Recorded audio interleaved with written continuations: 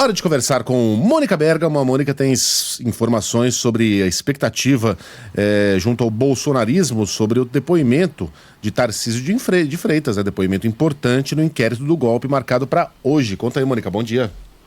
Oi, Megali, bom dia para todo mundo. Pois é, o depoimento vai ser seguido ali com lupa, visto com lupa por todos os bolsonaristas mais próximos do Jair Bolsonaro, o bolsonarismo raiz, né, Megali? Porque o Tarcísio, em tese, é um aliado do Bolsonaro, mas os seus aliados mais raiz esperam que o governador de São Paulo se posicione de uma forma mais contundente no depoimento que ele vai dar nessa sexta-feira.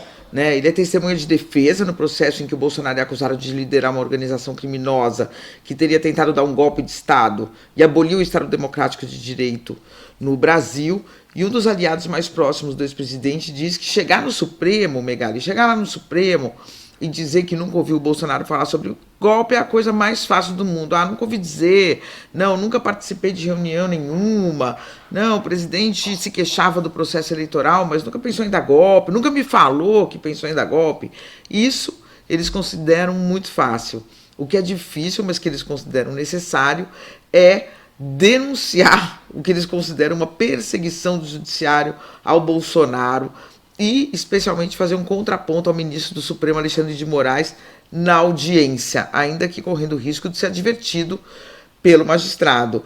Um dos aliados cita o exemplo do ex-deputado federal Aldo Rebelo, né, que chegou lá, começou a fazer considerações sobre o significado da palavra golpe, para dizer que não existiu essa tentativa de golpe, foi advertido pelo Alexandre de Moraes. O Alexandre de Moraes disse para ele, não, a sua opinião aqui não interessa, vamos nos ater aos fatos, testemunha tem que falar sobre o que testemunhou, o que viu, e não sobre o que acha, né, e o que acredita que possa ter acontecido.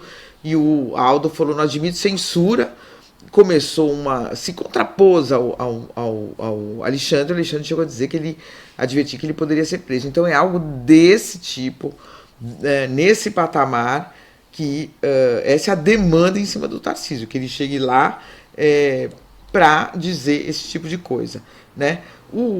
Agora, ao mesmo tempo em que se espera isso, eles não acham que isso vai acontecer, Megali. Eles acham que o comportamento do Tarcísio de Freitas em relação ao processo todo tem sido muro, vamos dizer assim, que a única coisa que ele faz quando vai em manifestação na Avenida Paulista, vai nos lugares, é dizer que o Bolsonaro é o melhor presidente do mundo, que o Bolsonaro tem que voltar, que está com o Bolsonaro, mas não faz críticas ao Supremo.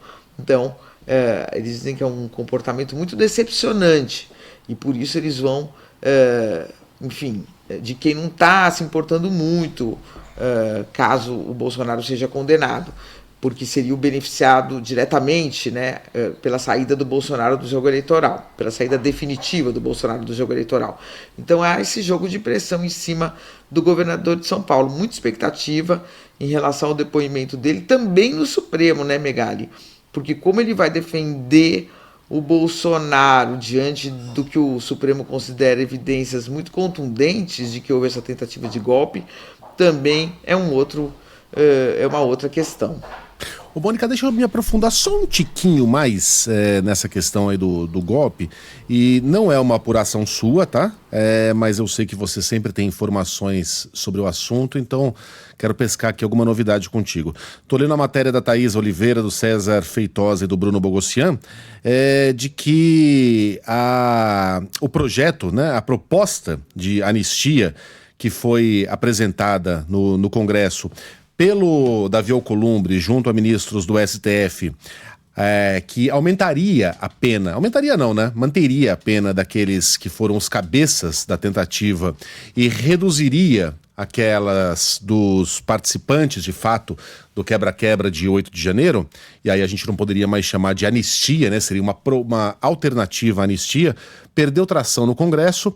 A discussão foi esvaziada pelos próprios bolsonaristas, porque, primeiro, surgiu uma nova prioridade, a CPI, né, das fraudes no INSS. Segundo, porque ninguém gostou dessa ideia de você estender o perdão, a anistia, quer dizer, não estender aqueles que são considerados os mentores, né, da tentativa de golpe, os políticos, os generais. Não, se for só para beneficiar a moça do batom, o cara que rasgou de Cavalcante, não vale. Né? E aí, meio que a ideia meio que foi deixada de lado e perdeu tração. Nem se fala mais no assunto. Você tem alguma novidade a respeito da anistia? Será que miou mesmo, ô Mônica? Pois é, a gente que tinha revelado aqui que tinha esse projeto, né? Esse projeto parecia ideal para, de fato, os réus que tiveram essas punições altas, mas que tiveram um papel secundário no que seria essa tentativa de golpe. Então, quer dizer, que ela deixava o Supremo, ela tirava do Supremo, né? Ou seja, a crítica de que o Supremo foi duro demais, porque o que o Supremo diz? Nós estamos investigando um crime de abolição do Estado Democrático de Direito, gravíssimo. Um crime de tentativa de golpe. São crimes gravíssimos, com penas muito altas. Então, o que o Supremo diz? O que os magistrados do Supremo dizem? Nós estamos dando as penas altas porque elas estão previstas na nossa lei. Quem tentar abolir a democracia, 18 anos para cá, 18 anos para lá. É por isso que as penas são altas, não por uma especial crueldade. O juiz tem que aplicar a lei e a lei prevê penas altas. Então, o que o Senado falou? Então, tudo bem, vamos fazer uma nova lei, vamos mudar a lei no Código Penal, onde ele dá essas punições enormes, para dar punições enormes, né? Para dar punições menores a quem teve um papel lateral. Mas quem liderou segue, obviamente, com punições altíssimas, porque nós não vamos esvaziar na lei, considerar um crime trivial, tentar abolir a democracia no Brasil. Bom, era perfeito, porque o Supremo falava, tudo bem, eu topo, se mudar a lei, a gente aplica essa nova penalidade a esses peixes pequenos, vamos dizer assim, eles vão para casa, ficam livres das punições, porque já cumpriram uma parte delas, e o Supremo deixa de ser criticado, né, porque afinal fez o que a lei mandava, e o Bolsonaro segue punido, Bolsonaro, especialmente os generais. Aí isso foi colocado para os bolsonaristas que não toparam, né, Megali? Então a coisa ficou esfria lá, né? Os repórteres constatam o que já dava para perceber, quer dizer, a coisa não andou. E não andou porque para ela andar seria uma proposta para pacificar tudo. Olha, vocês não estão pregando anistia o tempo todo para a moça do batom? Tá aqui não uma anistia, mas uma pena bem menor que vai fazer ela ir para casa. Tudo bem?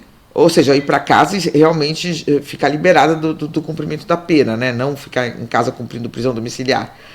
Então, eles não topam, porque de fato o projeto ele não é um projeto humanitário, ele é um projeto político para anistiar o Bolsonaro, né, e os generais. Isso é claro e cristalino. Então, se é um projeto que não inclui isso, eles não vão topar, né? Eles só topam se colocar o Bolsonaro no meio e colocar o Bolsonaro no jogo eleitoral de novo. Então, quem não topa mesmo é o próprio Bolsonaro, e esses parlamentares todos têm uma dependência grande da popularidade do Bolsonaro para se reeleger, né? Então, a coisa não está indo para frente, está difícil, porque se o Bolsonaro não topar, os parlamentares não vão topar, e a coisa não anda sem o voto deles e sem esse acordo, né? Porque era uma proposta para um grande acordo, Megali. E Mônica Bergamo volta segunda-feira com outros assuntos sempre exclusivos, a não ser que aconteça algo no caminho, mas sempre esperamos que não, porque queremos um fim de semana suave. Mônica, bom fim de semana, até segunda. Não vem com notícia no fim de semana, um beijo. Parar. Beijo, até.